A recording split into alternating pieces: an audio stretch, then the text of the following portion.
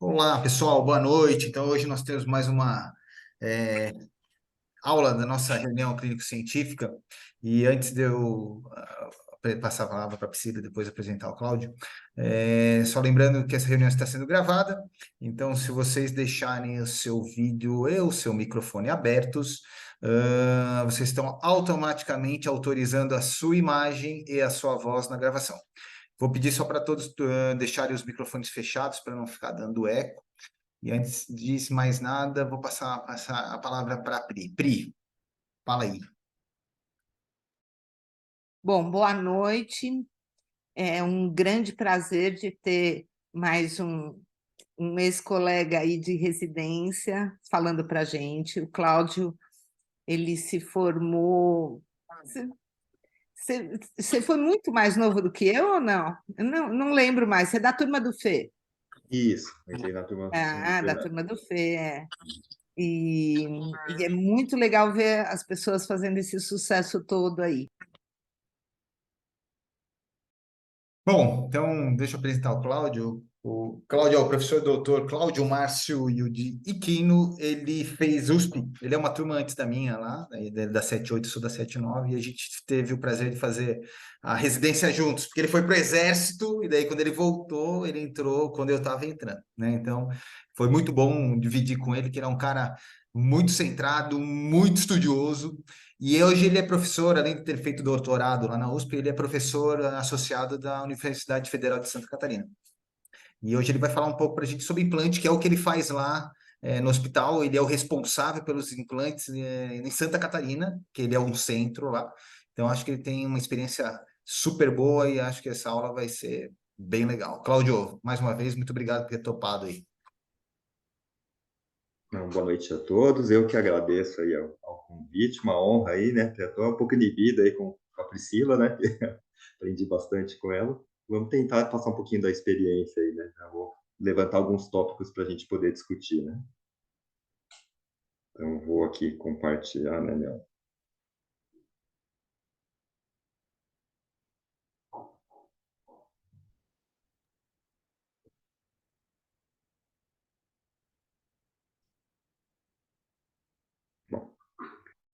Bom, então assim, o assunto é bem extenso, né? Que foi aí pedido para a gente poder comentar, né? Implante coclear do básico ao atual, né? Então eu vou tentar cobrir alguns tópicos que eu acho que é interessante, né?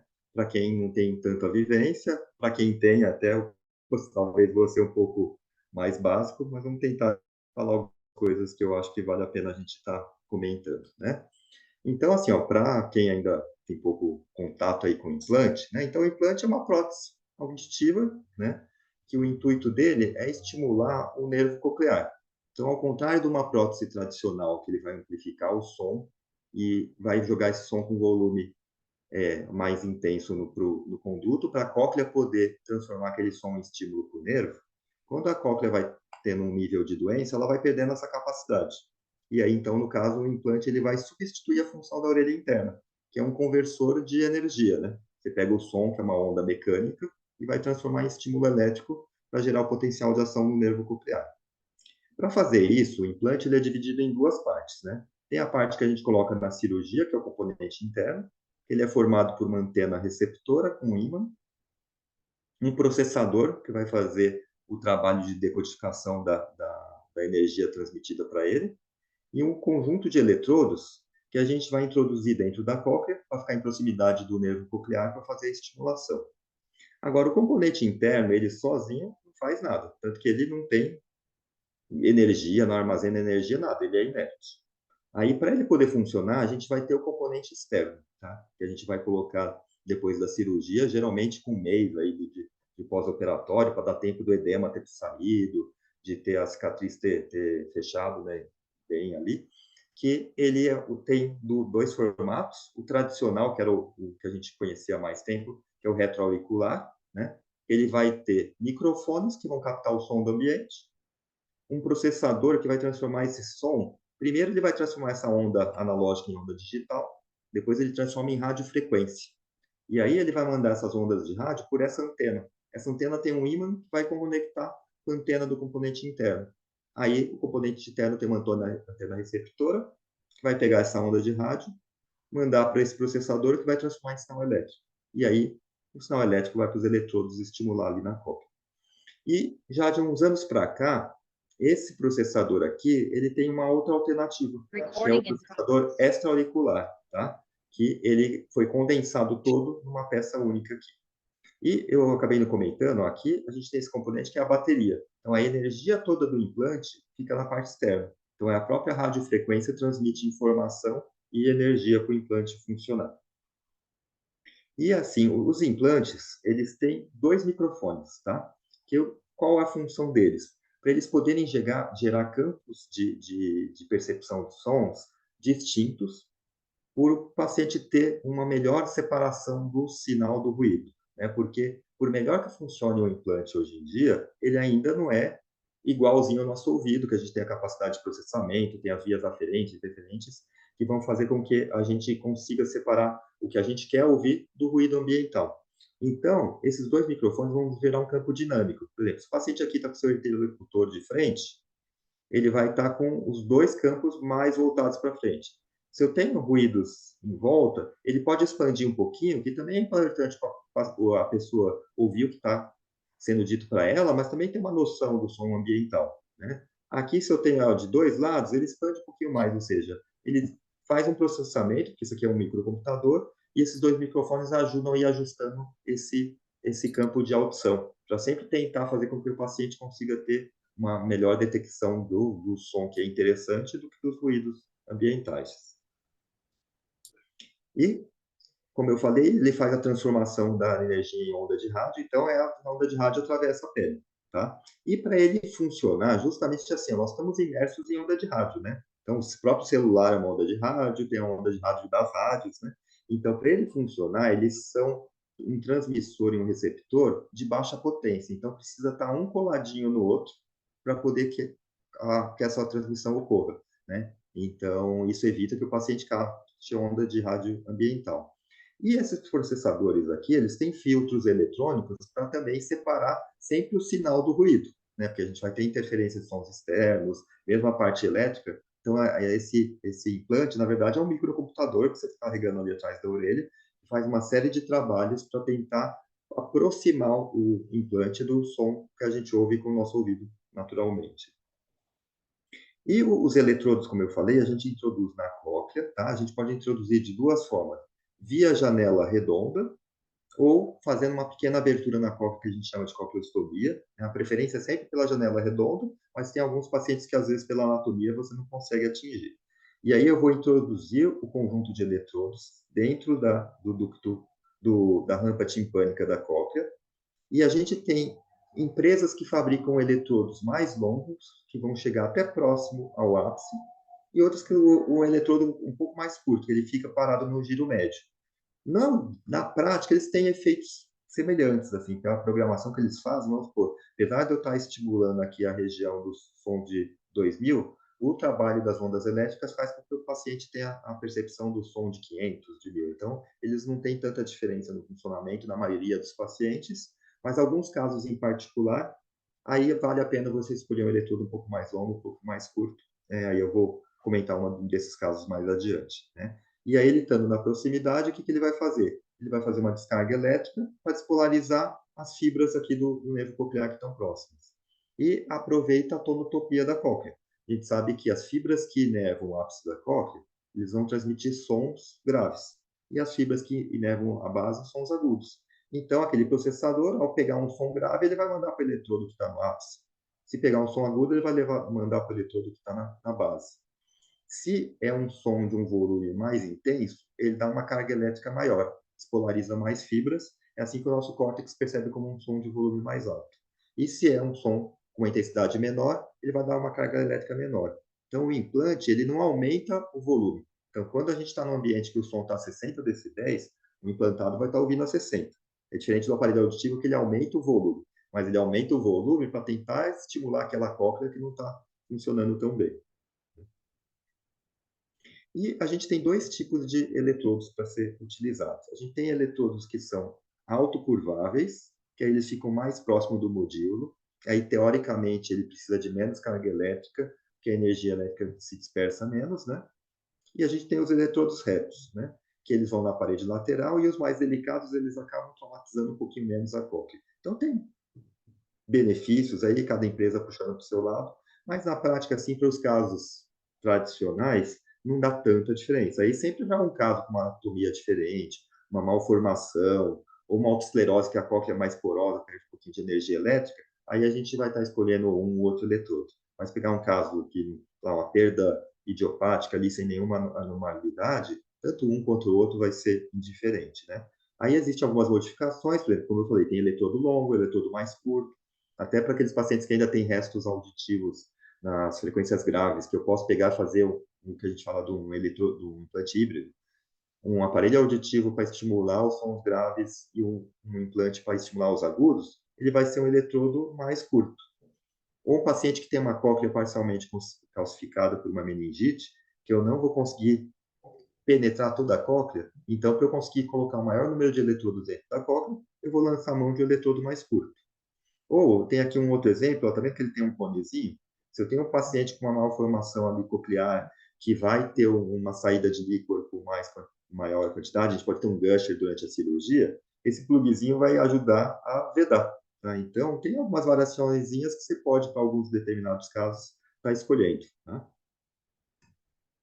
E aí, vamos assim, eu falei então um pouquinho daí do que é o implante, para quem ainda não conhece tão bem, e aí a gente vai falar agora da seleção, ou seja, quando que um paciente a gente vai pensar em implante coclear para ele, né? Então, quando o paciente é candidato?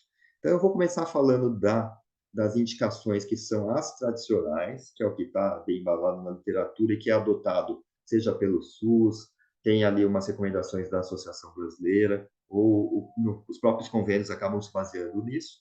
Depois eu vou falar no que já tem de novo, né, que já se tem já resultados bons, mas que ainda é considerado off-label, né? Então, assim, ó, primeiro, eu vou começar a pensar no paciente para talvez ele possa se beneficiar do implante coclear, se ele tem uma perda auditiva neurosensorial bilateral, primeira coisa, tá? E essa perda, ela tem que ser de severa a profunda, ou seja, uma perda que vai estar acima de 70 decibéis. Mas isso contando a partir de 1000 Hz. Se o paciente tiver uma audição melhor que 70, 250 e 500, vamos supor que ele ouve normal, ou está em 30, 40 decibéis, isso não contraindica a gente pensar no implante, porque esses restos auditivos em graves, apesar do paciente ter a sensação sonora, ele não dá discriminação para o paciente, aquilo de ouvir e não entender. Então, isso não contraindicaria. Agora, se 1000 Hz aí já tem a perda severa profunda, é aí que a gente começa a pensar no implante, tá? Isso é a primeira coisa. E aí, diante de um paciente com uma perda aí neurosensorial severa e profunda, é assim, só um parênteses aí, eu falei neurosensorial, e misto, não pode? Misto pode também, só que assim, o importante é assim, aí eu vou medir o grau da perda, não pela via aérea, tá? Porque eu vou ter ali o gap aumentando a perda, porque o que importa é a função coclear. Então, se o paciente tem uma perda mista, mas a curva óssea dele está em 50, aquela cóclea ainda está com uma função razoável. Então, eu não vou pensar em implante coclear para ele. Agora, ali minha curva óssea está em 70, o paciente já nem responde, indica que aquela cóclea está com uma lesão severa ou profunda. Então, mista também a gente vai indicar, mas tem que prestar atenção na curva óssea, que às vezes você pega pela via aérea é uma perda profunda, mas ele ainda tem uma função coclear ainda que permite ele ter outras estratégias. Então, diante desse paciente, a gente, se não foi feita ainda a investigação da etiologia, sempre é importante, a gente como médico tem que ver aí a causa, porque algumas causas você tem alguns tratamentos que vão eventualmente melhorar um pouquinho ou parar uma progressão. Por exemplo, o paciente tem uma doença autoimune, está com uma perda ali severa, se eventualmente eu fiz o diagnóstico e tratei esse paciente, eu posso estabilizar aquela perda. Em vez dele evoluir para uma anaclusia ou ter uma perda profunda, eu posso estabilizar. Bem como uma doença autoimune, às vezes o paciente tem lesão renal, tem lesão hepática, lesão cerebral. Se eu estou só me preocupando na audição dele e esquecido do diagnóstico, esse paciente às vezes vai ter uma complicação que, se eu tivesse lembrado disso antes, iria ajudar, né? E então a gente vai investigar a etiologia para definir os tratamentos, sendo que o implante é um dos tratamentos que se tem para reabilitação auditiva. Agora, sempre a primeira alternativa, lógico que vão ter exceções que eu daqui a pouco eu vou comentar, que a gente tem um paciente com perda de audição, é pensar no aparelho auditivo. Tá? Então, é interessante, primeiro, ver se esse paciente ou já não está usando, se não está usando ainda, caminhá-lo para usar o aparelho auditivo. E para eu dizer que esse aparelho está funcionando direitinho, ele tem que estar pelo menos há uns 3 meses usando esse aparelho, um aparelho bem regulado, adequado para a perda dele, ele usando, né, e tendo um suporte de fonoterapia. Porque se o paciente tiver uma resposta boa com o aparelho auditivo, a gente não vai pensar em implante, pelo menos nessa fase inicial. Tá? Então, colocar o aparelho.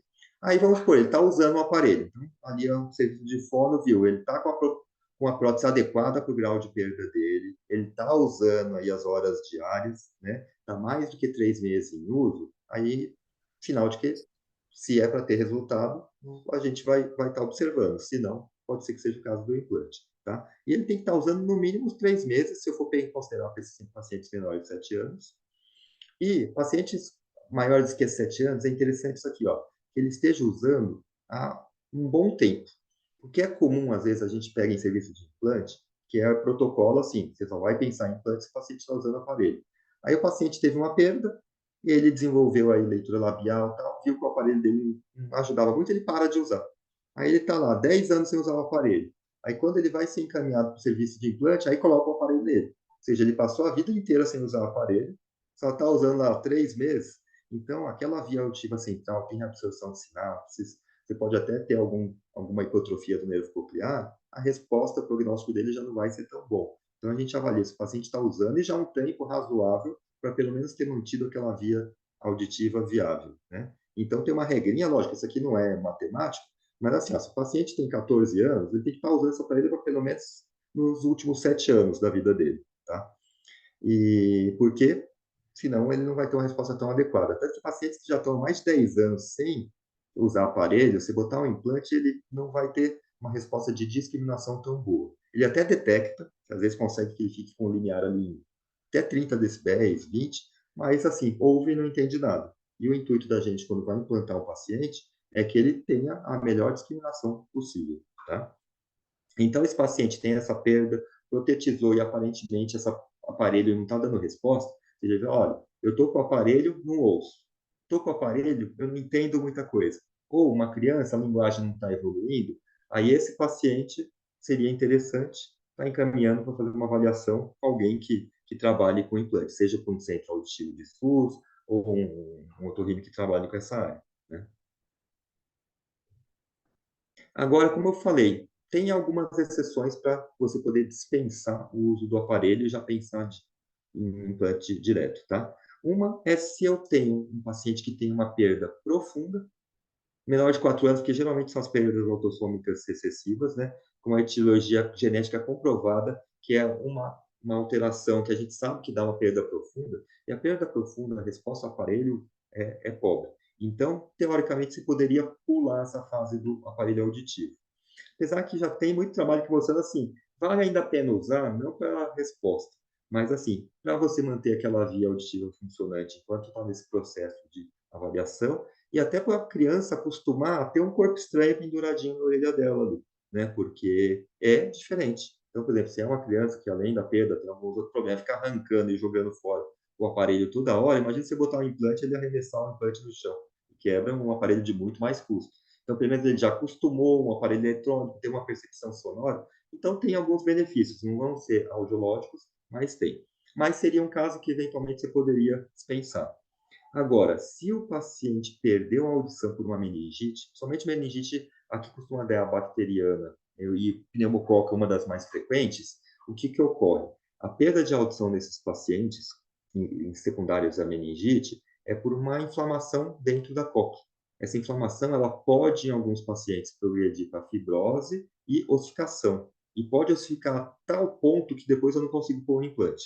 Tá? Isso geralmente vai ocorrer nos primeiros 6 meses que o paciente teve a meningite. Então, se o paciente teve meningite, eu não consigo saber qual deles vai evoluir para ossificação ou não. Então, nesse paciente, a gente implanta. Não fica naquele tempo, naquela fase do aparelho. Agora, lógico, uma perda severa ou profunda. Se o paciente tem uma perda moderada, ele vai se beneficiar pode se beneficiar com o aparelho. Então, o paciente teve meningite, ele até um protocolo, por exemplo, no nosso estado, o paciente rapidinho já chega na gente para isso. E a gente, a partir do momento que eu fiz as avaliações de pré-operatório, esse paciente é prioritário. Ele passa na frente de todo mundo, que a gente tenta implantar antes que ele calcifique. Pelo mesmo motivo, se um paciente teve uma fratura de cóclea, essa fratura também pode dar uma ossificação e uma fibrose. Então, também seria interessante você estar priorizando. Mas, de resto, sempre o aparelho pode ajudar e bem como ele pode manter aquela via funcionante. Então, é interessante que ela se mantenha, né? E se você for considerar em centros de SUS também, além da avaliação do fono, que vai ver a parte do aparelho, o otorrino vê a parte do diagnóstico, outras formas de tratamento, a gente também tem que avaliar o estado geral dele, né? Porque é uma cirurgia, a gente vê se o paciente está em condições cirúrgicas, se precisa de algum cuidado adicional, e também a gente vai ver se não tem uma contraindicação para o implante, tá? Por quê? O implante ele não é indicado para toda perda neurosensorial, né? Porque o implante, ele vai servir, a princípio, para fazer a função da cóclea. Então, ele seria indicado para as perdas cocleares. Alguns casos de perda em que eu tenho alteração na transição ali na sinapse entre a cóclea e o nervo, que até na avaliação vai parecer que é uma doença neural, a gente também tem benefício. Em alguns casos de alteração de nervos funcionais não anatômicas, também a gente tem. Agora, se o paciente tem uma perda central, uma lesão de tronco pegando ali a região do núcleo coclear, ou a região temporal ali, a região auditiva, não vai adiantar implantar esse paciente, né? Porque dali em diante aquele sinal vai ser bem processado. Então, se o paciente tem uma causa central bem definida para aquela perda, é contraindicado. Se o paciente não tem nervo coclear, a princípio seria uma contraindicação. Por que a princípio? Porque a gente se baseia na ressonância para dizer que o paciente não tem nervo. Mas o que se viu? Às vezes, nas próprias avaliações auditivas, o paciente tem resposta e na ressonância não tem nervo. Como? Ou seja, ele tem um nervo que tem uma formação diferente, que não está seguindo os caminhos normais, ou ele está espalhado em várias fibras que a ressonância não pega. Então, hoje em dia, já não é uma contraindicação assim tão formal. Então, a gente vai avaliar, se o paciente teve algum grauzinho de resposta auditiva, viu-se que uma parte desses pacientes tem uma melhora com o implante, tá? Agora, se eu tive uma lesão anatômica, alguma doença que lesou anatomicamente o nervo coclear, também é contraindicado, aí não adianta eu colocar. Ou se o paciente tem uma agenesia de cóclea, né, que é a aplasia de Michel. Se ele não tem cóclea, também não tem como a gente estar implantando. Ou, assim, o intuito do implante coclear é que o paciente ouça, entenda e se comunique oralmente. Então, se a gente pega uma criança, a criança ela tem uma janela neurológica para o desenvolvimento da linguagem. Tá? Então, a gente tem a capacidade do nosso córtex de aprender a linguagem oral até os 4 anos de idade, e entre 4 e 6 já tem que estar em aprendizado para isso evoluir. Após os 7 anos de idade, se o paciente não desenvolveu linguagem, a princípio não desenvolve mais, porque ele está se comunicando de outra forma, ou Libras, se for encaminhado para Libras, ou até gestos que só a família ali entende, e aí o que se viu? Por causa da plasticidade neuronal, aquela córtex auditivo primário passa a fazer outras funções. E você não consegue reverter isso. Não tem como você falar, ó, para de ter maior sensibilidade motora visual para voltar a ter auditivo. Então, se o paciente tem uma perda de audição, antes da fase que ele desenvolveu a linguagem, que a gente chama de pré-lingual, não foi desenvolvida a linguagem nele. E mesmo o paciente com deficiência auditiva tem o treinamento oral e oral, que uma parte deles pode aprender a ler lábio e vocalizar, e produzir algumas frases, conseguir se comunicar oralmente. Se ele não foi feito esse treinamento para ele, e ele tem mais do que 7 anos, então é contraindicado o implante, tá? Porque ele não vai ter benefício, ele vai perceber barulhos, mas isso no dia a dia dele não vai ajudar. E se eu tiver uma ossificação extensa da cóclea, aquela cóclea virou um bloco, também não vai adiantar, eu não vou conseguir colocar aquele implante. Tá? Então, a gente tem algumas contraindicações. E nas contraindicações, você pode pensar, né, em alguns casos, em tentar o implante de tronco cerebral, que aí o eletrodo, ao invés de ser posto na cóclea, como é o implante coclear para estimular o nervo, você vai colocar no quarto ventrículo do tronco cerebral, próximo ao núcleo coclear, para poder estimular o núcleo. Tá? Só que, assim, o implante de tronco tem uma cirurgia mais extensa, com maior morbidade, e quando o paciente fica muito bom, a discriminação, a gente fala dele, não é tão boa. Resultados ótimos, assim, está em 30%, 40%. Né? Então, sempre que dá para fazer o implante coclear, é uma cirurgia que tem menos riscos, é uma cirurgia de menor porte, e que, se ela der resultado, a maior parte das vezes fica superior ao resultado do implante de tronco. Mas nesses casos que eu falei de contraindicação aqui, não tem como a gente estar fazendo o implante. E eu comentei, então, que passa com a fono para ver a prótese, né, Mas também é interessante ver a linguagem, porque dependendo da idade, vocês viram que isso já é um critério de indicação, né? Então, paciente maior do que 7 anos, a gente só vai implantar se ele tiver sido oralizado ou se ele for um paciente que a gente chama de pós-lingual. Aquele paciente que perdeu a audição depois que já tinha aprendido a falar, você não vai evoluir na sua fala ou no seu entendimento, né? Pode até diminuir um pouco, mas não vai perder. Então, esse paciente, a idade não vai ser contraindicação para ele, tá? E, assim, quando a gente vai avaliar uma criança, como é que eu vou pensar assim, aquele aparelho está dando resposta ou não? Existem alguns estudos, alguns protocolos, o que se usa no SUS aí, nesses critérios que eu falei que são os tradicionais. Você vai medir o quanto a criança ouve com o aparelho. Assim, para a gente aprender a falar ouvindo, a gente tem que ouvir melhor do que 50 decibéis. Então, se com o aparelho a audição do paciente está pior do que 50 decibéis, ele não está tendo acesso aos sons que vão permitir que ele desenvolva a fala só com ouvindo, tá? Então, isso para a gente diz, ó, aquele aparelho não está dando uma audição útil para ele. Então, ele pode ser um candidato a implante. Já crianças maiores, ou adolescentes e adultos, a gente vai ver o quanto ele entende com o aparelho. Então, vai ser dada uma lista de palavras, de frases, que a gente chama de sentenças abertas, com o paciente usando o aparelho auditivo, num nível que ele consiga perceber aquela informação, e a gente vai ver o quanto ele acerta, o quanto ele entende. Se ele acertou mais do que 50%, por exemplo, ele está tendo uma resposta relativamente adequada para aquele prótese, né? Então, vai ser a porcentagem, que eu já vou citar daqui a pouco, que vai fazer a gente separar entre o aparelho está dando resposta ou não. Porque o paciente sempre está ruim, né? Porque somente quem já ouvia, ele vai se basear nele ouvindo normal, né? Então, a gente tem critérios mensuráveis para você poder estar definindo isso, tá?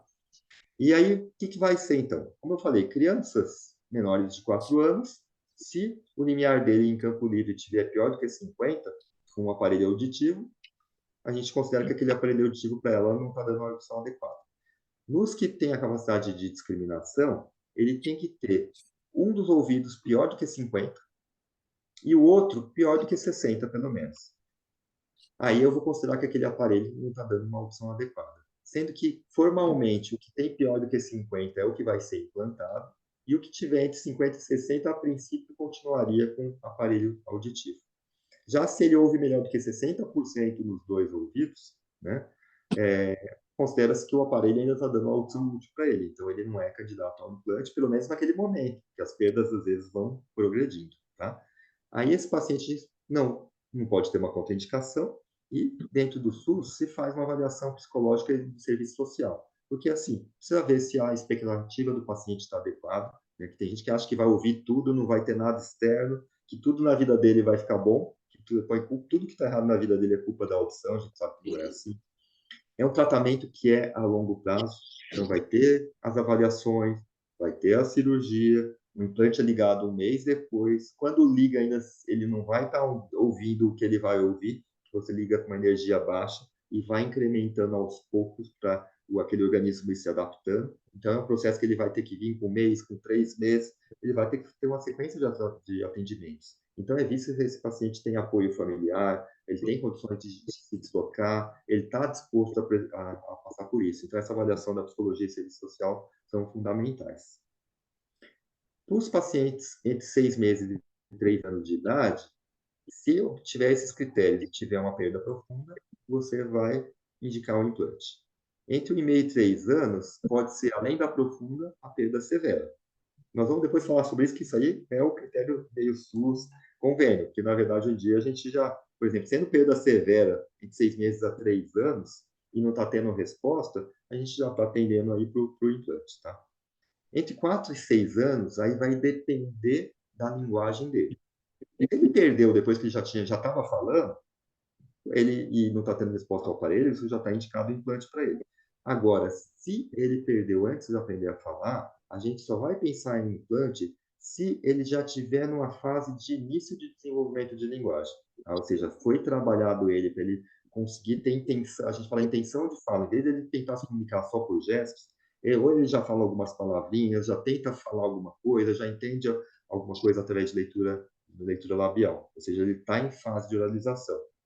E se tem mais do que 7 anos, ou é um pós-lingual, que ele já aprendeu a falar, ou tem que estar oralizado.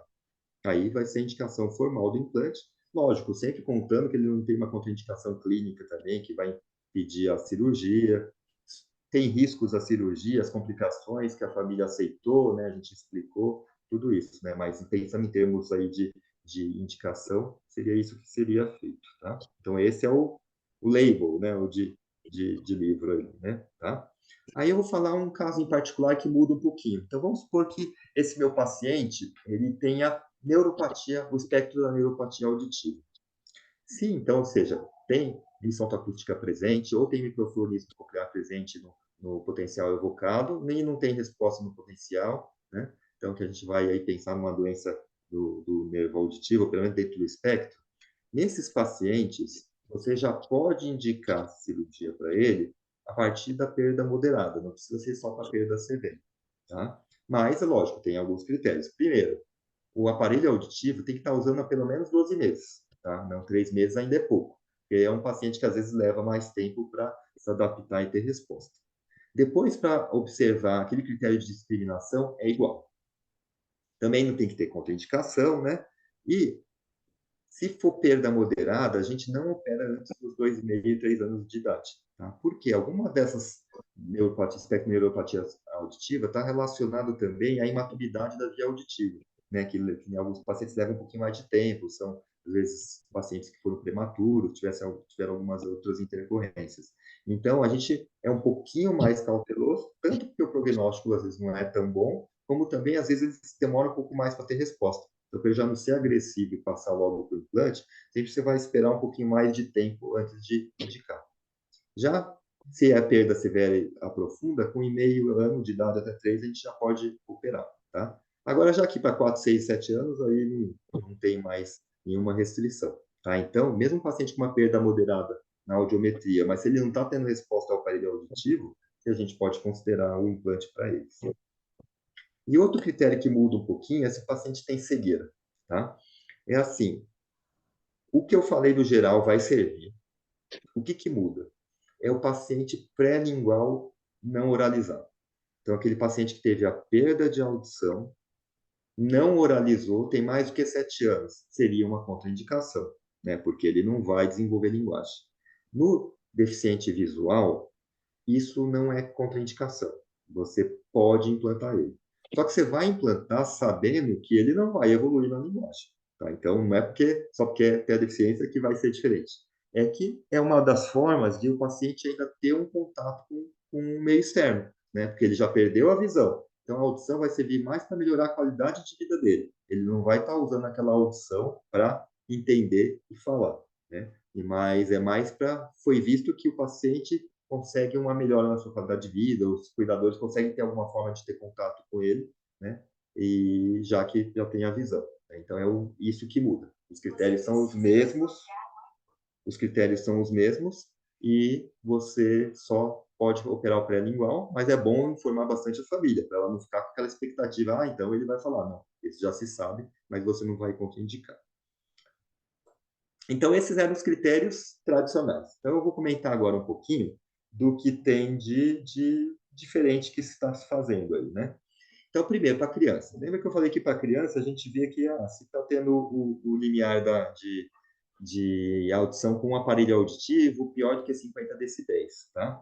Mas aí tem alguns estudos mostrando o seguinte: o que eles fizeram? Eles compararam crianças com aparelho auditivo com crianças que estão usando implante coclear e viram quando que o implante coclear passa a dar um desempenho melhor do que com o aparelho auditivo. Então, eles viram que quando crianças têm uma perda já acima de 60 decibéis, a média, né, dos limiares de 500 a 3.000, 4.000, 75% delas vão ter melhor resposta com o implante. Então, em vez de você ficar esperando chegar na perda severa, uma criança com perda a partir de 60 já valeria avaliar para ver se aquele aparelho auditivo está dando uma resposta mesmo boa para ela ou não. Não ficar esperar ter uma perda severa para se pensar. Já se a perda dela é acima de 80, mais de 80% dos implantados, o desempenho dele vai ser superior ao desempenho que ele tinha antes com o aparelho auditivo. Então, tem alguns serviços que já estão indicando, né, no exterior, paciente com perda acima de 80, já considera, aquele aparelho auditivo não vai dar resposta para ele, independente de quanto ele ouça ali com um limiar, até porque tem correlação e já indica, tá? Então, já é uma forma diferente de você avaliar a criança, tá? Uma outra forma é assim, quando os fonoaudiólogos estão regulando o aparelho auditivo, eles conseguem ter, através do seu software de regulagem, ver o quanto de informação aquele aparelho está passando para a pessoa. Não o quanto ela entendeu, mas o quanto aquele aparelho pode fornecer. Então, tem um índice que chama de índice de inteligibilidade de fala, que ele é a diferença de quanto de sons que aquele paciente vai ter acesso sem aparelho e com aparelho. E tem trabalhos que mostram que, assim, quanto maior esse índice, viu-se que esses pacientes têm um reconhecimento de fala maior. Então, conseguiu-se um corte que diz que se ele está com esse índice numa média de 65 decibéis, né, que é a frequência média que eles medem, pior do que 65%, então esse índice de inteligibilidade de fala, que é o software ali que vai estar medindo, já seria caso para pensar em implante.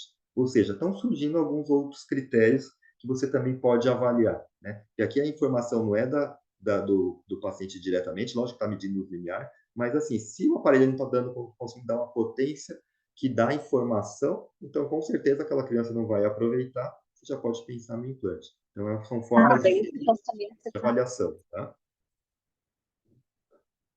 Bom, outra, né? Pacientes com perda unilateral. Então, vocês vão ver que congresso sempre tem mesas redondas, né? E o que acontece? Assim, ó, já tem, né, alguns estudos, até já teve agora uma força-tarefa da Academia Americana de Audiologia, de Otologia, fazendo um levantamento, né, de trabalhos com perda unilateral, seja em crianças, seja em adultos, para ver se você já tem evidência científica suficiente. E o que se viu? Que sim, né, que já audiologicamente você já pode pensar em implantar paciente que tenha surdez unilateral. E o que é considerado essa surdez unilateral, que eles chamam de single-sided deafness, né? É o paciente que tem uma perda neurosensorial severa, profunda em uma orelha, e a orelha contralateral tem uma audição melhor do que 30 decibéis. Ou é normal, uma perda que não passa de 30. Então, esse paciente é aquela surdez unilateral. Se ele tem menos de 10 anos de perda, ele vai ter um prognóstico melhor se você implantar. E após você implantar esses pacientes, viram que aquela orelha melhora a detecção sonora, melhora a discriminação, tá? Ele consegue localizar, que é o grande problema do paciente com perda no lateral, ele não consegue localizar a fonte sonora, ou esse paciente com perda no lateral, ele tem dificuldade de discriminar a fala no ruído, e com o implante isso melhora.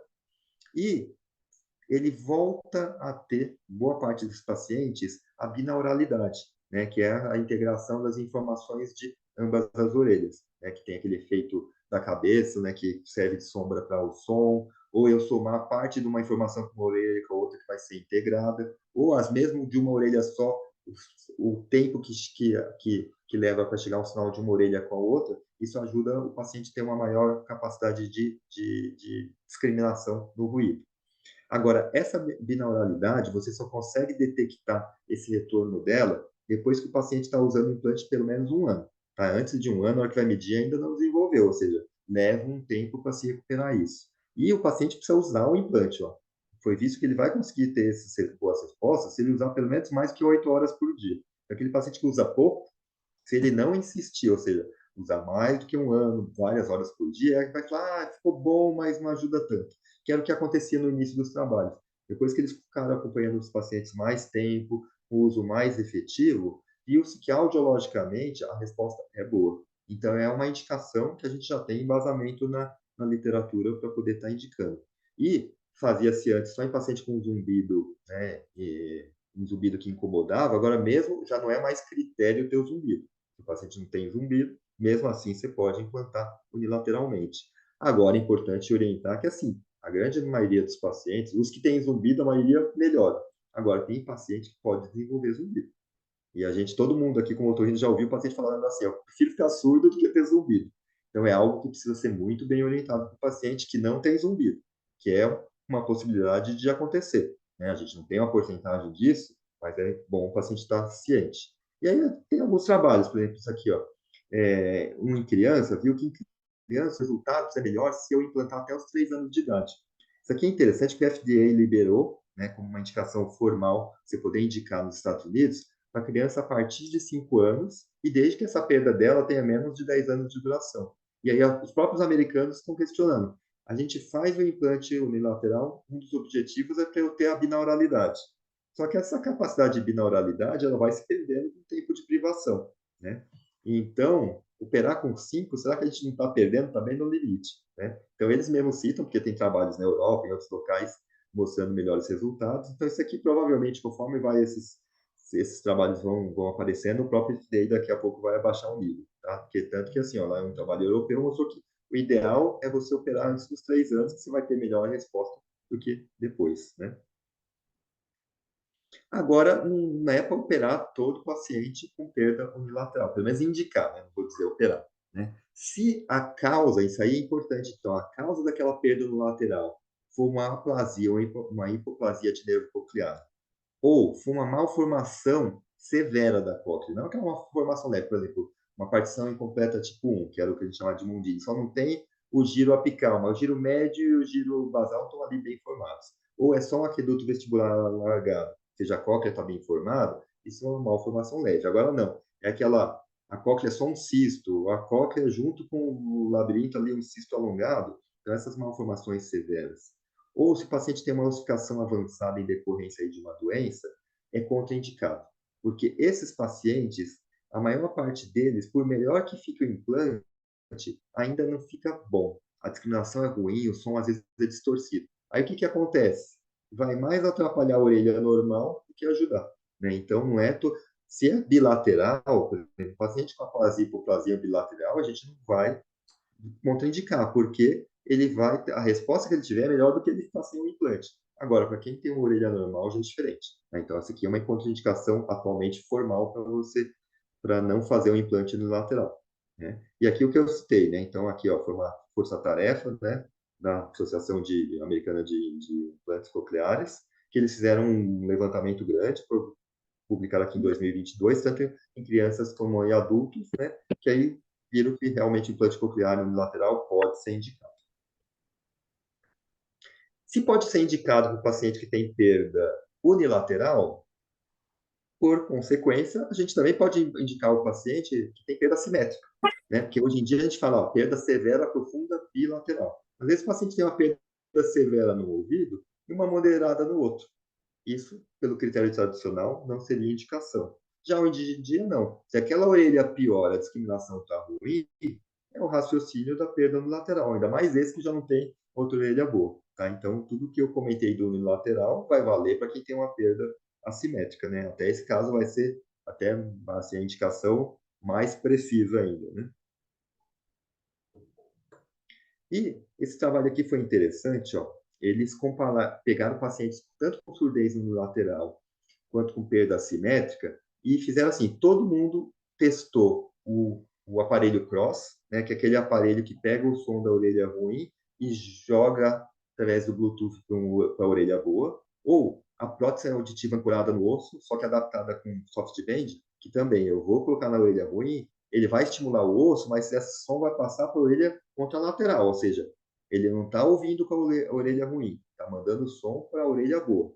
Então, todos usaram isso. Aí, os que não gostaram e quiseram fazer o implante, eles dividiram esses pacientes em dois grupos. Primeiro que eles mediram os resultados com o Cross e com a prótese óssea, e esses pacientes, os que quiseram implante, eles fizeram assim, metade eles implantaram, e a outra metade eles demoraram 6 meses para implantar. Por quê? Esses que não operaram, eles usaram de grupo controle para comparação, que são eram pacientes que não tinham gostado do cross ou da prótese ancorada no osso, que acharam melhor implantar. Então, não é porque quem gostou, às vezes é porque teve um desempenho melhor. Eles serviram de grupo controle. E aí, o que, que eles viram? Que o implante coclear é superior à prótese auditiva ancorada no osso e ao cross na localização sonora, na discriminação da fala, na redução do ruído, né? Na binauralidade, eles não detectaram, mas também eles fizeram a primeira avaliação com 6 meses, eles próprios falaram desse viés do estudo deles, tá? Mas viram assim, ó, o implante, em termos auditivos, é superior, né, a você usar a outra orelha, porque você está devolvendo o som para orelha que está comprometida. E só um dado interessante aí nessa pesquisa, que os pacientes que só colocaram ali o SoftBand com a prótese ancorada no osso, tiveram melhora do zumbido, né? Então, apesar de não estar fazendo nada naquele ouvido, aquele grupo teve uma melhora que foi significativa. Aí, outro critério, né? O Chivanoma, né? Então, que a gente falou, o nervo coclear tem que estar íntegro funcionalmente. Mas se viu que alguns casos de Chivanoma vestibular, seja isolado, um unilateral, ou o bilateral, que é o associado à neurofibromatosis tipo 2, desde que o nervo coclear esteja anatomicamente íntegro e o tumor seja menor do que 2 centímetros, eles podem ter bom resultado com o implante. E como o implante coclear tem uma morbidade menor que o implante de tronco, e quando a discriminação auditiva com o implante coclear, geralmente, se ele tiver resposta, pode ficar melhor do que a do tronco, então passou-se a cogitar primeiro o implante coclear, e aí, se falhar, você pensar no implante de tronco. Então, já não é mais uma contraindicação, tá? Até acabou de sair agora online, na Revista Brasileira de Otorrino, tá? Também um artigo de revisão, né? Uma força-tarefa da Sociedade Brasileira de Otologia sobre o chivanoma vestibular, seja o unilateral, seja o bilateral, tá? Eu até participei, então essa parte do implante, fui eu que fiz essa avaliação, e aí o que a gente viu nos estudos? Então, que o implante coclear pode ser indicado para o paciente com chivanoma que tenha perda severa ou profunda, seja a causa da perda pelo tumor, aquele paciente que você optou por observar, porque o tumor não está crescendo, mas ele tem uma perda por causa do tumor, ou o paciente que foi operado, mas que o nervo foi preservado, o nervo coclear, ou o paciente que fez radioterapia e pela rádio ele perdeu a audição, tá? Então, independente da causa da perda, tá? Desde que o nervo esteja íntegro e a perda seja severa ou profunda, eu posso cogitar fazer o implante. E lógico, né? Ele está tendo uma resposta ruim com o aparelho auditivo, ou seja, uma discriminação pior do que 60 com o aparelho. Porque se ele está tendo boa resposta com o aparelho, não tem por que fazer implante, né? O nervo é importante que ele esteja anatomicamente e funcionalmente preservado. Funcional, eles avaliam, assim, tem pesquisadores ou mesmo grupos que avaliam já no intraoperatório, quando vão fazer a cirurgia do chivanoma, eles fazem a medida ali, um BERA dentro do intraoperatório, para ver se aquele nervo ficou funcionalmente preservado. E tumores menores de 2 Cláudia, centímetros. eles fazem o implante no mesmo tempo No do mesmo exame? tempo. Tem serviço que já está fazendo no mesmo tempo. Já tira o tumor e já implanta, né? E tem uns que já pegaram tardio. Então, até quem faz hoje em dia, assim, quem está fazendo a retirada do chivanoma, eles já estão preconizando fazer no mesmo tempo, né? Porque aí você acaba tendo chance de melhor resultado. E aí faz o BERA, um ECOG intraoperatório, no final da cirurgia, para ver se você está com aquele nervo viável anatômico, eles estão vendo, e funcionalmente. Então, tem até alguns grupos já com uma série já razoável de casos implantados. Aí a preocupação é assim, tudo bem, né? Mas aí como é que eu vou acompanhar esse paciente? Por exemplo, aquele caso que estava na observação. E se o tumor crescer?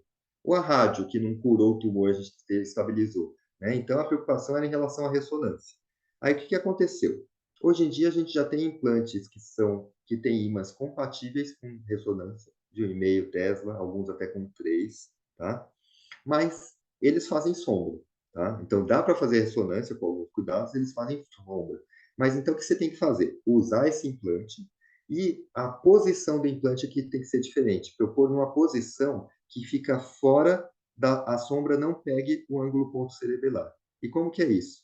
O que eles recomendam? Eu traçar uma linha aqui ali, o ponto que eles chamam de násium, que é onde termina o osso nasal com o osso frontal, passando pela conduto auditivo externo, eu posso posicioná-lo a 90 graus dessa linha, ou 160 graus dessa linha, e colocar mais posterior, pelo menos 8, 9 centímetros para trás. Eu colocando nessa posição, ó, a sombra vai estar acima e mais posterior. Então, ele não vai atrapalhar o segmento com a ressonância. Então, você só precisa mudar a posição que você vai pôr o seu implante. Então, é factível. Então, essa aqui é uma paciente com chivanoma que fez o implante, tá? Então, dá para fazer, só tomando esses cuidados. Bom, então essas são as indicações aí off-label que estão tendo, né? Tá? Aí eu vou falar um pouquinho de complicações, que a gente fala sempre da parte boa da cirurgia, né, dos resultados, Mas, como qualquer cirurgia, há riscos, né? Os riscos vêm caindo com o passar dos anos, né? Por exemplo, pegar a literatura em 91, dá um índice de 63% de complicações. Tudo bem, complicações algumas leves, outras, né, mais severas. Já hoje em dia, está em por volta de 6%. Por quê? Melhorou a técnica, antes você fazia um retalho grande, um descolamento grande, né? O próprio jeito de fazer a cirurgia também, a gente está com técnicas mais refinadas. Dá para você controlar hoje em dia a inserção do implante com eletrocardiografia. O tamanho do implante reduziu, ou seja, houve uma progressão tecnológica, né, e de técnica cirúrgica que reduziram a incidência das complicações, mas elas ainda existem. E para você classificar, tem diversas. Por isso que até comparar as complicações entre os trabalhos é um pouquinho difícil. Mas há uma tendência hoje em dia em tentar separar as complicações em maiores, que eles chamam de major, que é aquela complicação em que eu vou ter que internar meu paciente para tratar aquela complicação, ou eu vou ter que reoperar. Então, se é uma complicação que o tratamento vai ser hospitalização ou cirurgia, a gente classifica ela como uma major. Já se é uma que eu consigo fazer tratamento ambulatorial, sem cirurgia, minor. E aí, o que a gente tem de complicações? As mais leves, por exemplo, o paciente pode fazer um seroma, que antigamente se preconizava funcionar, hoje em dia dá para você aguardar, porque a grande maioria absorve, mesma coisa em relação ao hematoma, só exceto se for muito extenso, né? Lesão do córda do tímpano, né? Quando você está fazendo ali a timpanotomia posterior, né? Que aí se lesou mesmo o nervo, aí não tem volta, mas se foi só por você ter ali ter tocado um pouquinho perto, uma parte dos pacientes acabam voltando.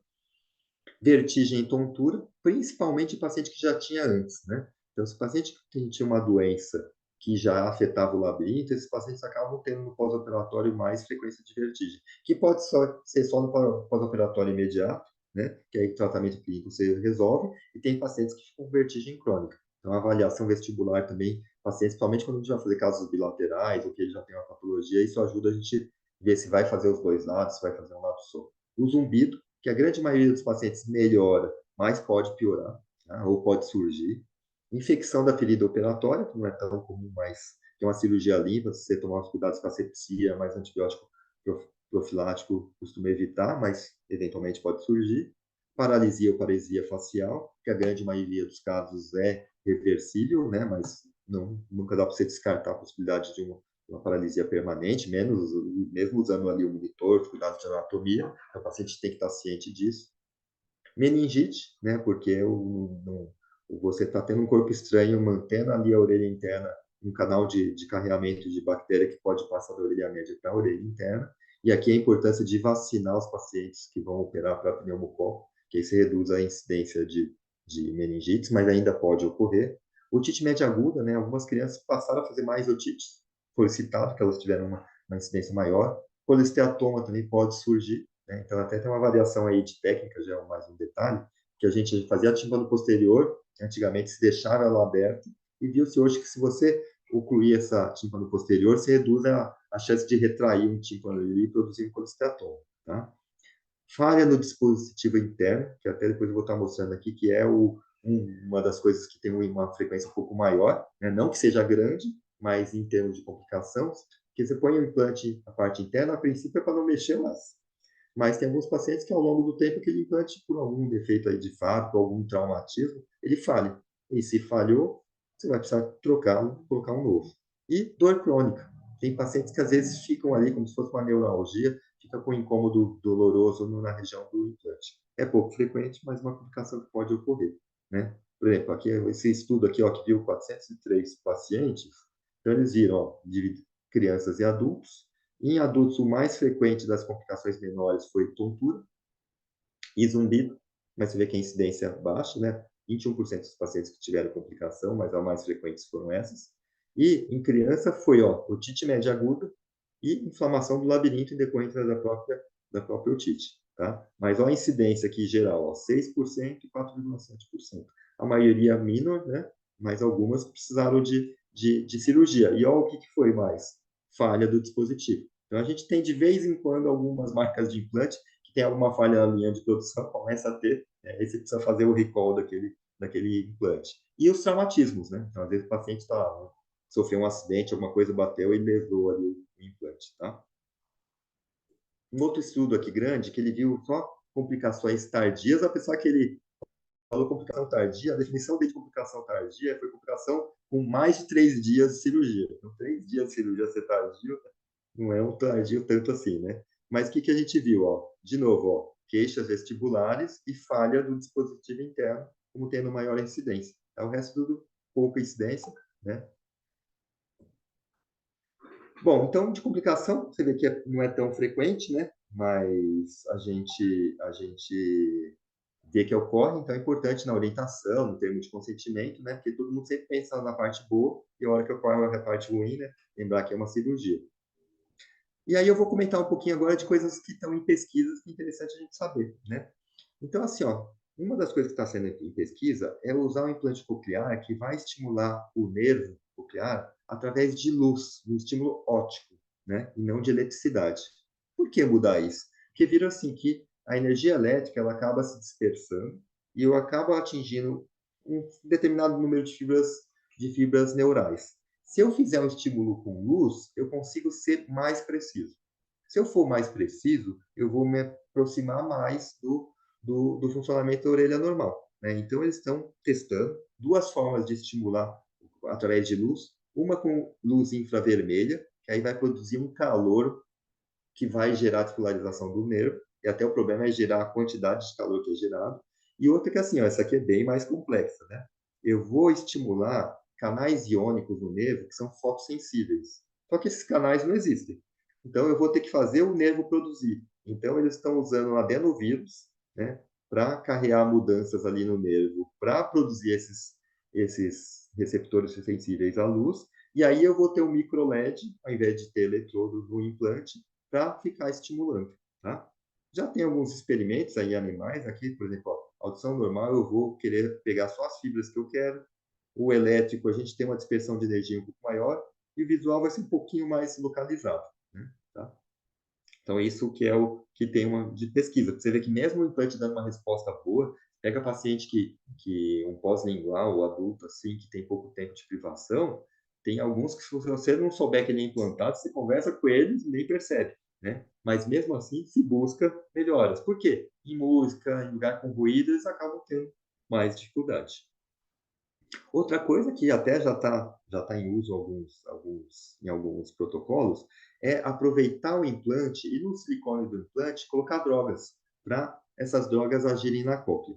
O que tem se a gente já tem em algumas pesquisas é usar corticoide para tentar diminuir a reação tecidual, a inflamação que o próprio implante vai causar, né, porque é um corpo estranho, e também já está também fazendo pesquisa com indutores de crescimento de fibra neural, que algumas causas de perda de audição a gente perde um pouco de fibras. E quanto menos fibras, melhor a resposta. Então, se eu usar ali estimulante de crescimento de fibra neural, eu posso também melhorar a resposta a um implante. Né? Aí, aqui é um estudo ó, que saiu em 2020 já, ó, o implante da Medel, carreando dexametasona, e eles viram ó, o limiar de estimulação, a quantidade de energia elétrica que eu tinha que dar com o implante em quem usou esse implante foi menor, a onda de exploração do nervo foi uma amplitude maior, né? Eu tive uma discriminação melhor, ou seja, você diminuiu mesmo a reação tecidual e uma resposta boa. Então, é uma coisa promissora, tá? E o que tem até lançado aí atualmente um eletrodo, né? Um aparelho de fazer eletrocardiografia usando o próprio eletrodo do implante coclear como medidor, que aí eu consigo medir se eu estou inserindo o eletrodo na posição correta, se eu não estou tendo traumatismo. A ponta do eletrodo, agora, como são muito fininhos, em alguns casos, eles podem dobrar, eu fazer uma eletrocardiografia intraoperatória. Ele até você vê ali quase em tempo real, né? Porque tem um limitezinho ali de tempo para testar, eu ver a minha inserção. Então, é uma tecnologia interessante. Mas tem um trabalho que saiu agora, lógico, é um dos primeiros aí que está tendo, agora em 2022, que eles compararam os pacientes que você usou o eletrocócleo intraoperatório e o que você não usou, né, o assim que você desligou, o que usou mesmo o eletrodo, mas sem usar o aparelho, para ver em relação à preservação auditiva.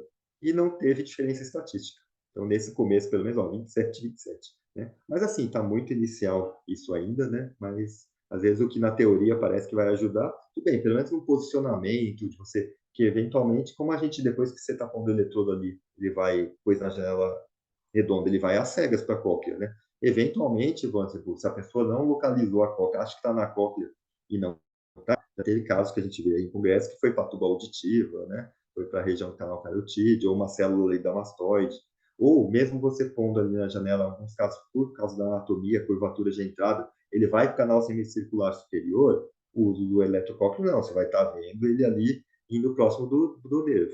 Outra, se teve uma dobra na ponta, eu já consigo detectar no intraoperatório sem precisar irradiar o paciente, né? Que eu posso estar irradiando ele. E mesmo quanto menos traumatismo, aquele potencial eu manter, teoricamente é maior a chance de preservar, apesar desse estudo não ter mostrado isso, né? Tá?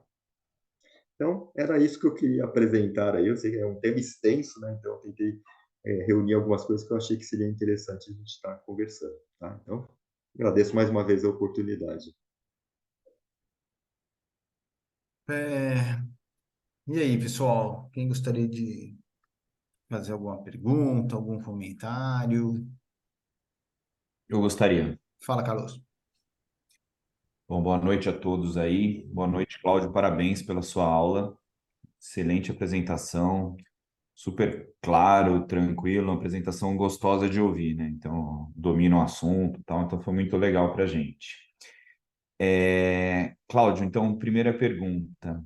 Você colocou aí, você comentou sobre os casos de implante coclear em paciente com single-sided deafness aí, né? Surdez unilateral. E comentou sobre o estudo, comparando a melhor em termos auditivos, binauralidade, zumbido, qualidade de vida, inclusive, quando se compara com prótese óssea ancorada e o uso do cross, né? Você tem tido esse tipo de resposta na tua experiência prática, clínica também? E te pergunto outra coisa. Se você já teve e tal, você conseguiu autorização para fazer esse procedimento? Eu não estou nem falando do SUS, né? Porque eu acho que ele acaba entrando como off aí, né? Mas para paciente de plano de saúde e tal, é uma coisa que já tem esse caminho estabelecido ou não? E depois eu tenho uma outra pergunta também, desculpa. Não, eu ainda por enquanto não fiz nenhum, tá? Assim, eu propus para alguns pacientes, né? Eu tô agora que eu tenho um de Chivanoma que o paciente se animou porque ele até conseguia se virar com o aparelho, apesar de ele ter uma perda profunda, mas ele percebia. E agora ele, o tumor cresceu um pouquinho, ele perdeu tudo. E aí ele foi para radioterapia, deu uma diminuída, então esse se animou, tá? Mas os outros, assim, eu sempre, né, comento do cross, da prótese óssea, e aí a maioria gostou da prótese óssea e fica com medo da cirurgia. E até assim, ó, se a gente pegar em termos auditivos, resultado ótimo. Mas, assim, o paciente vai ter uma agenda, né? Ou seja, ele vai ter que aí fazer mapeamentos, vai ter, quer queira, quer não, alguma dificuldade na ressonância, né? Então, e ele ouve bem pelo outro lado. Então, uma coisa é a teoria, outra na prática. Então, você vê que até o entusiasmo dos pacientes ainda não é tanto, né? Tá? Então, ainda de tentar no plano de saúde, ainda não estou pouco. Esse o paciente do Chivanoma, que é off-label aí, ele está fazendo os exames, né? Eu tenho alguns de unilateral que eu comentei, algumas famílias até se animaram, mas a gente ainda está nessa fase de teste, né? Aí o que eu acho que vai se facilitar, até foi bom aí no preparo dessa aula, porque caso eles decidam, né, porque eu acho que é uma coisa de se pensar realmente, né, se faz ou não, foram essas revisões, né, porque isso aí não é um trabalho isolado, eles fizeram, né, uma revisão. Então, embasamento científico tem. Agora, a gente sabe que aí a briga com o operador do plano de saúde é complicado, né? Mas agora a gente tem um embasamento científico para estar tentando. Legal, obrigado, Cláudio. E vou comentar sobre um caso meu, do meu consultório privado, e até ouvir o que que você pensa aí, como você acha que poderia ser feita a condução também. É um caso que, putz, dá dó da menina. Então, assim, é uma moça que hoje ela tem uns 31 anos mais ou menos. Ela é surda unilateral do ouvido esquerdo desde criança, então, assim, causa indefinida, ressonância normal, não tinha nenhuma evidência de seja malformação, não ficou estabelecido um diagnóstico daquela perda auditiva. Ok. Então, ela caminhou até os 25 anos, mais ou menos, daquela forma, a audição do lado direito perfeita, normal, surda do lado esquerdo. E aí, quando ela passou comigo na ocasião, eu acabei colocando uma prótese óssea ancorada do lado esquerdo, estimulada a cóclea contralateral, tal, ficou super satisfeita, ok, as coisas caminharam super bem. Aí, para a desgraça dessa moça, o que que aconteceu? Num dado momento, ela me procurou falando, putz, doutor, recentemente apareceram algumas lesões na minha pele, umas manchas esquisitas, tal. Eu procurei atendimento, uma dermatologista acabou fazendo uma biópsia e aí ficou um diagnóstico ali inconclusivo entre amiloidose e esclerodermia. Então, estabelecida ali uma doença potencialmente ali, uma doença autoimune. Mas ela não tinha nenhum sintoma sistêmico. Beleza. Só que, dado esse achado de anatomopatológico, a reumatologista para a qual ela foi encaminhada optou por entrar com um tratamento com uma droga imunossupressora. Então, entrou com um metotrexate. Beleza. Então, coincidentemente, ao início do tratamento com o medicamento imunossupressor, ela começou a apresentar tontura, perda auditiva. Aí ela me procurou, desesperada, a sensação de plenitude, audição piorando, tonta. Beleza, fizemos uma audiometria, lado direito, lado perfeito, começou a cair. Então, uma perda sensório-neural ali, em primeiro momento leve, aí, putz, conversei com o reumato, expliquei a situação. O metotrexate até, teoricamente, não é autotóxico, né? Inclusive se usa, por vezes, até para tratar doença imunomediada otológica, mas ok. Aí ela optou por trocar hidroxicloroquina, a audição da menina continuou caindo. Continuou caindo, optei por colocar um aparelho auditivo ali daquele lado, mesmo a audição caminhando para piora. E ela desesperada, a família desesperada. Resumindo, ela acabou procurando um outro colega, otologista conhecido aí de todos nós. E aí esse outro colega, ele colocou o seguinte para ela, falou: olha, o que você tem aí na tua orelha direita, muito provavelmente é uma fístula perilinfática, então foi o que ele lançou para ela. E optou por operar. Então, com o intuito de fechar aquela fístula, tá? Operou, resumo, não só não resolveu, como terminou de perder a audição daquele lado. Aí ela ficou. Não, não, desculpa. Antes disso, antes de abordar essa orelha melhor dela, ele resolveu implantar a orelha esquerda, que estava com o barra antes. Tirou o barra, tal, que estava sem função ali, e implantou. Só que era um nervo sem estímulo desde sempre. Então, ela com 30 anos, surda desde criança, e aí aconteceu aquilo que você falou. Então, até tinha percepção de som, mas não tem discriminação, né? Então, ela ouvia barulho ali, mas... E aí ele optou por fazer essa cirurgia para fechamento de fístula, ela perdeu a audição do lado direito, aí sim, agora, implantou aquele lado direito da audição boa. Então, assim, cara, quando a mãe dela foi me contando a sequência das coisas, eu peguei durante ainda, né? Peguei em andamento. Eu comecei a ficar inconformado, porque eu acho, eu não considerei correta a forma de condução, né?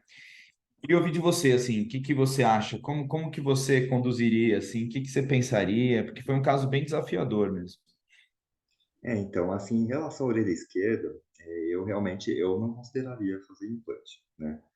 Mesmo vamos supor que ela não tivesse feito, e vamos supor que aí perdeu as duas. Ah, e qual que você vai escolher?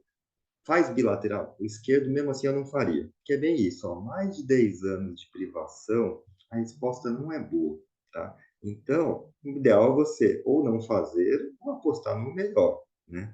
E porque o que que acontece? Aquilo, ouve, não entende, tal, o paciente às vezes nem depois para de usar, porque aquilo mais atrapalha do que ajuda. O outro lado, assim, a própria doença autoimune, se às vezes pode nem ter sido nem pelo tratamento, em alguns casos não evolui ali para perda, né? Apesar de estar controlando, né? Porque você pode ter ali uma vasculite, né? Uma própria reação autoimune contra ali a célula. Então, mesmo trocando o tratamento, a doença evoluiu. Agora, eu não vi nenhum elemento para se pensar em fístula ali, né? Por que que do nada ia surgir? Se de repente tivesse feito uma otite, aí você pensar, erodiu alguma coisa, eu também não pensaria. Então, eu acho que esse caso foi o que você tinha feito. Botar o aparelho, e a hora que o aparelho não desse mais resposta, aí sim o implante seria bem indicado para essa orelha. Que essa orelha ela vai ter uma resposta, é um nervo que estava funcionando, estava com muito pouco tempo de privação. Mas o outro lado eu não me animaria a colocar. Eu já tive também alguns pacientes que até implantou, que o paciente queria e tal, a resposta é ruim, né? Então, porque até tem alguns serviços, até, se eu não me engano, o pessoal de Ribeirão, eles têm alguns casos com paciente com perda de longa data, assim, sem estimular, que tiveram uma resposta razoável. Mas é assim, é exceção, né? Então, eu ponderaria, assim, ou eu não me animaria, não. Né? Então, eu acho que o esquerdo realmente era a prótese unilateral óssea, né? Quando a outra surdez estava o outro lado estava bom, e depois pensar no implante coclear no segundo tempo. Né? E agora você acabou acelerando com essa tipo de explorador aí, realmente, né? É que como era uma perda necessária, foi aquela, é uma perda inexplicável, mas não sei, né? Porque ela, tratando a doença autoimune, ainda vai ter uma fístula, né? Estranho. Nossa, concordo plenamente aí com tudo que você falou. E assim, conforme. Porque eu tinha um certo vínculo com essa moça, porque o namorado dela, que depois se tornou marido, ele morava no meu prédio. Então, era uma pessoa que eu acabava encontrando no elevador, e não sei o quê. Eu conhecia a mãe dela, e a mãe dela foi me reportando depois, me pediu mil desculpas. Ah, desculpa, levei num outro colega que a gente achou pela internet, um cara super renomado, famoso e tal, e me pediu um milhão de desculpas. Só que daí ela começou a me falar as coisas que o cara foi fazendo, cara, começou a me dar um desespero. E assim, você fica numa puta situação, né? Porque você não Sim, pode desmerecer, e o cara então é isso. É mais até talvez um desabafo que eu estou fazendo aqui do que qualquer coisa. tá, certo. Mas Obrigado. legal, Claudio, valeu. Marisa, fala. Falo. Parabéns, Cláudio, foi super legal, foi super atual. A dúvida que eu tenho, assim, é um caso que passou comigo já faz um tempo, mas era uma criança de 1 ano e meio, não tinha sido diagnosticada até então, mas a mãe jurava que ela tinha uma perda auditiva que não iria reagir a nada. E realmente, né, como toda mãe que vai procurar, e que tem certeza, não tinha mesmo. Só que ela era uma criança PC. O que que você acha de fazer um implante nessa criança PC, mas que tem perda auditiva, 1 ano e meio? Então, aqui a gente tem feito, né? Principalmente meu tem um volume grande mais no SUS, né, do que no consultório. Uhum, Assim, essas outras comorbidades, elas a princípio não contraindicam o implante. É só que o que você espera dele é diferente, né? sim. Então, você tem que estar com o prognóstico ajustado com a família, que é aquilo, né? A família não fantasiar, porque como ela vê outras crianças botou o implante e sai falando e ouvindo, talvez essa criança não vai ter. Mas melhora justamente o contato dela com o ambiente. Então, tem estudos mostrando qualidade de vida melhor, e os meus pacientes a gente vê também, assim, a mãe fala, olha, é outra criança, tá mais calma, já sorri um pouquinho mais para ela quando fala, assim, então, algumas, se, vamos supor, o PC é mais alteração motora, boa parte desses são boas, então ele pode até não articular tão bem a fala se afetou parte motora da fala, mas a percepção vai ser legal. Mas mesmo que Bom, ele tiver algum comprometimento de cognição, porque também pode ter tido outra lesão, só o fato de ele ter esse outro meio de contato com o ambiente não contraindicaria. Então, se ele está naquele critério, perda severa, né, não tem contraindicação, tal, a gente tem implantado. Aí o cuidado é só de não, às vezes não fazer o bilateral, e como elas ficam às vezes acamadas, não sustenta o pescoço, aí aquilo fica toda hora saindo. Então, às vezes vale a pena fazer um, esperar ver se ela vai evoluir com sustentação, para ir pensar no outro lado. Mas a gente tem feito, e assim, os casos sempre a família fica satisfeita. e o SUS consegue autorizar esse tipo? Autoriza. Esse não tem Autoriza. problema, está dentro dos critérios, a gente consegue fazer sem problemas. Tá. Mais uma pergunta é sobre implante de tronco.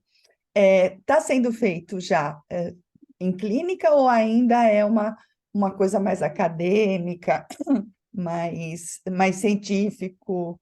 Você já fez? Não, eu nunca fiz, né? Então, assim, ó, é mais, assim, ó, praticamente acadêmico. Onde que a gente tem visto? O HC, a Sim. Unicamp e lá em Natal, né? No serviço do Rodolfo. Tem alguns casos clínicos, por exemplo, aqui em Santa Catarina tem um neurocirurgião em Blumenau que ele faz, tá? Mas assim, fez poucos também, porque não tem tanta indicação, mas assim, é um ou outro, né? Então tem pouco. E aí o que a gente vê, está sendo cada vez sendo feito menos, né? Porque até aqueles casos que não se indicavam o implante já está indicando e a resposta está razoável, né? Então, Ah, legal. a gente vê que não está evoluindo tão bem. E até os casos que se faz, a discriminação, né? Até a Valéria comenta, né? Se fica 10%, 20% é o melhor resultado, né? Agora, aquele paciente que já era pós-lingual, que ele vai ler lábio e tal, tudo bem. O fato de ele ter discriminação, mas já ter percepção, para ele ajuda. Mas se você pegar um que não, o resultado não é tão bom. Apesar que, assim, tem um professor da Itália que ele pega as crianças, assim, né, ou com Para afasia variar. e tal. Aí ele já faz dois, então ele já tem uma resposta um pouco melhor, né? É aquela criança que está sendo mais estimulada e tal. Mas, assim, o que a gente vê é pouco, viu? Pouco caso. Ah, legal. Mas foi muito legal. Parabéns. Obrigado. Já era de se esperar isso, mas obrigada, foi muito bom. Posso fazer uma Excelente pergunta? aula, excelente didática. Parabéns mesmo, Cláudio. Obrigado, viu? Diante de vocês aí, eu tava até nervoso. Só para a gente já estar meio avançado, para não fazer uma pergunta muito ignorante, tudo bem? Mas é muito ignorante. Qual que é o racional de se implantar um cara que tem Chivanoma? Qual que é a fisiologia disso? Porque se a minha cabeça de rinologista não bateu muito como que é? Qual que é o racional disso? Então, assim, ó, a maioria dos tivanomas são vestibulares. Então, a perda é mais assim, ou por um pouco de compressão, ou com questão de vascularização. Mas o nervo, ele tem estruturas que são carreadoras de energia elétrica. Então, se você estimula, aquela energia vai passar por aquele nervo, mesmo ele não estando assim tão bem preservado, e vai estimular aquela sensação auditiva.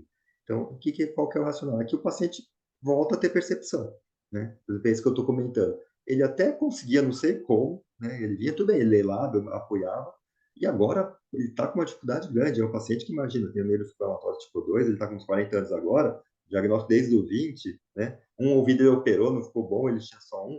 Então é por isso que o paciente tem resposta, né? Esses, assim, se caem dentro desses critérios, menor que 2 centímetros, nervo preservado, eles estão vendo o paciente assim com discriminação de 50%.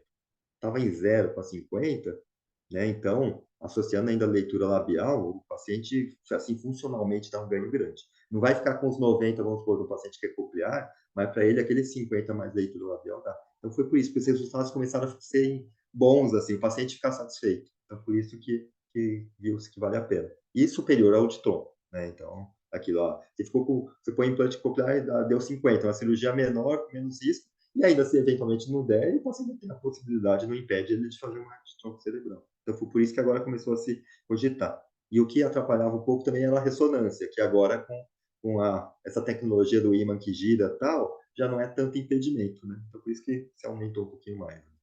Entendi. E aí, pessoal, mais alguém? É... Pri, você começou, você termina, depois eu fecho aqui.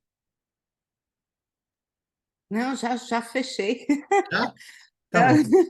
Então, Não, foi excelente, adorei a aula. Muito boa mesmo. tá bom, Claudio, valeu.